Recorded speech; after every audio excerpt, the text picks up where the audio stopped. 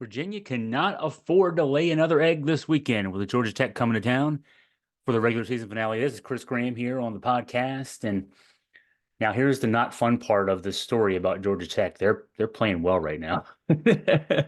They've won three in a row for their last five over the course of this season. Now, Georgia Tech is going to play in the first day of the ACC tournament next week, but they've beaten Duke. They lost the return match at Duke by five. They've beaten North Carolina.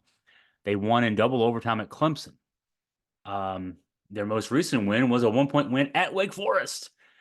This is a team that obviously struggles to play consistently. Kind of remind me a little bit of the UVA women's basketball team. Four top 25 wins for that team, but knocked out the first round of the ACC tournament, 15 and 15 overall.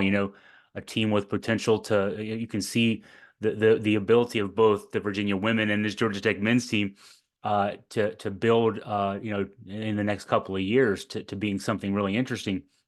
But from one game to the next, inconsistency is an issue.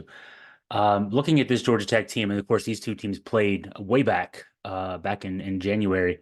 So we'll talk about that game a little bit too. The three guys who were the key guys for this Georgia Tech team: 6'6" junior Miles Kelly, 14.6 points a game. High volume shooter, not great shooting percentages, 37.7% from the field, 33.2% from three. The 6'9" freshman Bay Dongo, 11.7 points a game, 8.2 rebounds a game, 55.7%. He shoots some threes, but not a lot.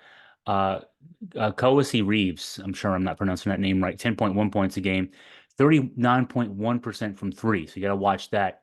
Dongo in the loss on January 20th had 15 points on 6 of 7 field goals and some free throws. He had 5 rebounds. And then the point guard, Nathan George, freshman 6'3" kid, 9.4 points, 4.6 assists a game. In the loss to Virginia back on January 20th, he had 15 points and 9 assists. So good numbers in that game for George. A guy who has been stepping up of late. Tafara Gepare has been starting at the center spot of late, 5.2 points, 3.4 assists per game, and 6'9" sophomore UMass transfer. So getting more minutes of late, been productive with them in his last three games, 8.7 points a game, 42.3% from three. So a move by first-year Georgia Tech coach Damon Stoudemire to put a guy in at 6'9" who can move around a little bit and not clog up the middle. And it's I got to imagine that's a big reason why this Georgia Tech team is playing better on offense.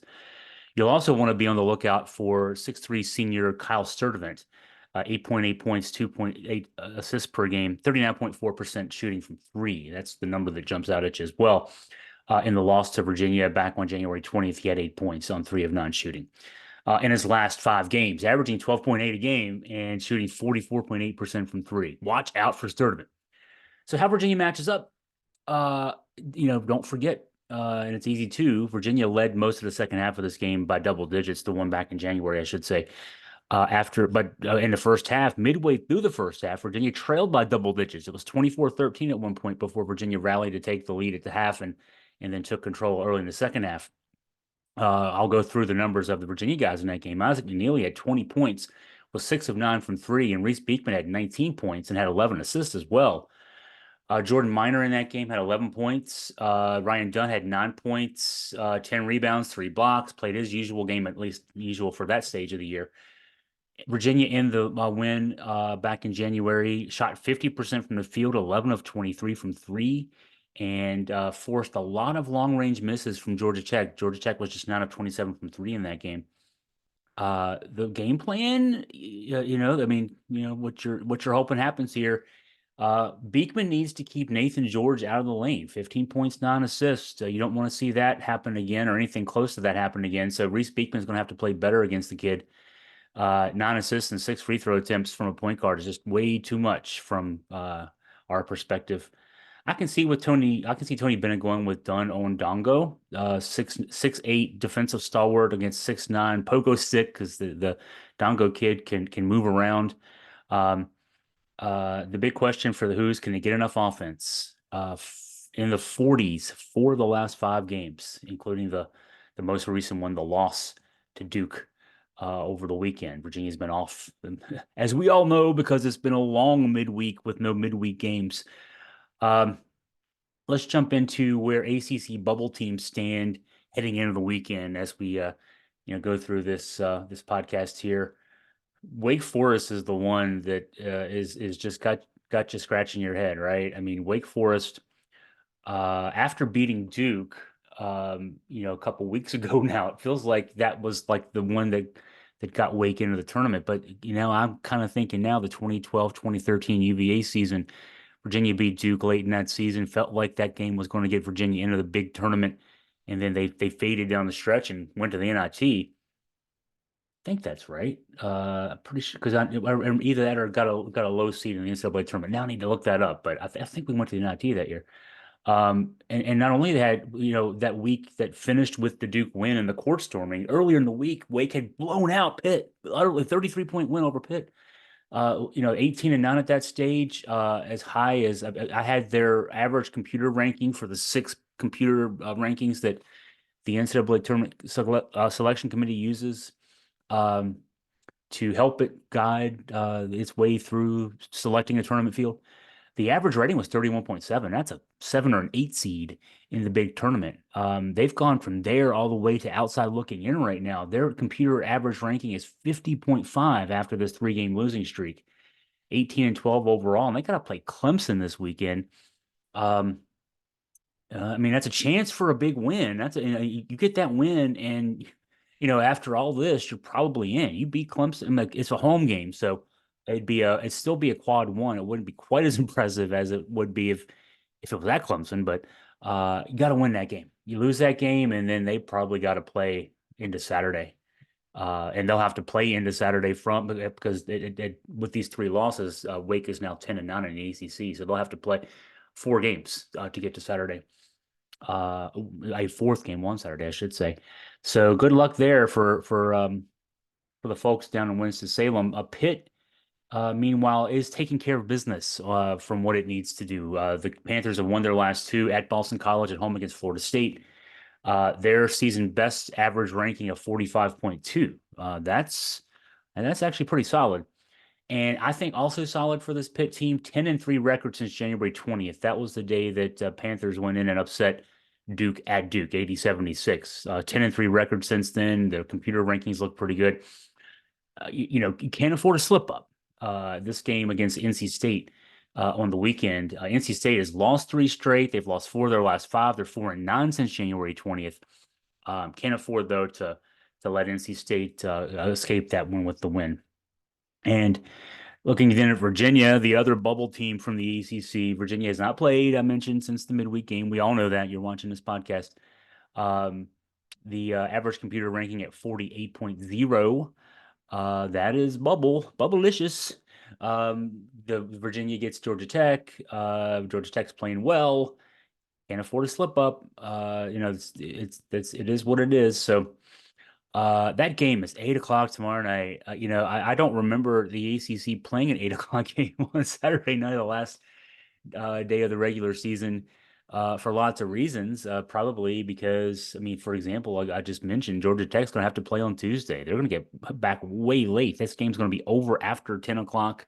By the time you meet your media obligations after the game, you won't be on the bus until about 11. You'll hit the airport up, 11:45 or so. You'll be back in Atlanta by 1 o'clock in the morning, and then you got to turn right around and go to DC. That's not fair to Georgia Tech folks. But and it's not going to be fair to me because I'm old and I have to now.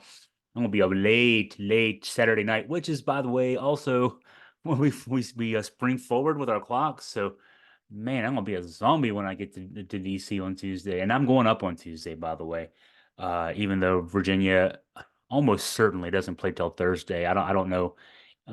Obviously winning this game is important for lots of reasons for Virginia. But I think it'd be pretty hard at this stage for Virginia, even with a loss, God forbid, to fall out of the double bye. So, yeah, I'm going up on Tuesday. I mean, it's the week of the year. This is like Christmas, but it's for 5 days. So, I'll be there Tuesday. I think I should be in the arena. I'm taking the train up to just ease my travel up there. So I'll be in DC before the first game tips off, but I don't think I'll be in the arena until about halftime. But then we'll be there for the day, so that should be some fun. And then Wednesday is first day of 4 games. Then Thursday is 4 games. It looks like Virginia could be the 4 seed. It looks like at this stage, Virginia should be the 3 seed. 3 seed plays at 9 o'clock, 9:30 on Thursday night. So another late night likely there. The 4 seed plays at 2 in the afternoon, 2:30 ish. I mean, they say 12 and 2, but 2:30 um, on Thursday. But anyway, well, of course, we'll have all that stuff. And I will have an ACC tournament preview podcast focusing obviously on Virginia, but then on the bubble teams, the NCAA tournament teams, and then sleepers. There was a Virginia Tech team a couple years ago that I thought would have been an NCAA tournament team anyway, but they won the ACC tournament and played their way into the tournament, the big tournament. So we'll look for any teams like that could jump in. Syracuse might be a team like that. Their record looks good. Their metrics don't look as good, but they're hot right now. So if Syracuse can maintain that, who knows? Syracuse could make a run. Whether that would then knock one of the teams currently on the bubble off the bubble, or just knock someone else completely somewhere far flung off the bubble, we'll just have to wait and see. But yeah, late night tomorrow night. I'm trying to think what else. The Virginia women, of course, are out of the ACC tournament. Got knocked out in the first round a couple of days ago. Virginia Tech won today without Elizabeth Kitley, who got injured in the loss to Virginia on Sunday. She is out of the ACC tournament. We'll have coverage of that. Virginia baseball starts ACC play this weekend today as I'm recording this in Miami. In fact, they might be getting ready to play now as I'm recording this. But 3-game series down in Miami for the Who's. We'll have coverage of that. So a busy weekend for us here at AFP as usual this time of year. If you have any questions, any comments for me, anything like of importance or non-importance, please feel free to email me at chris@augustafreepress.com.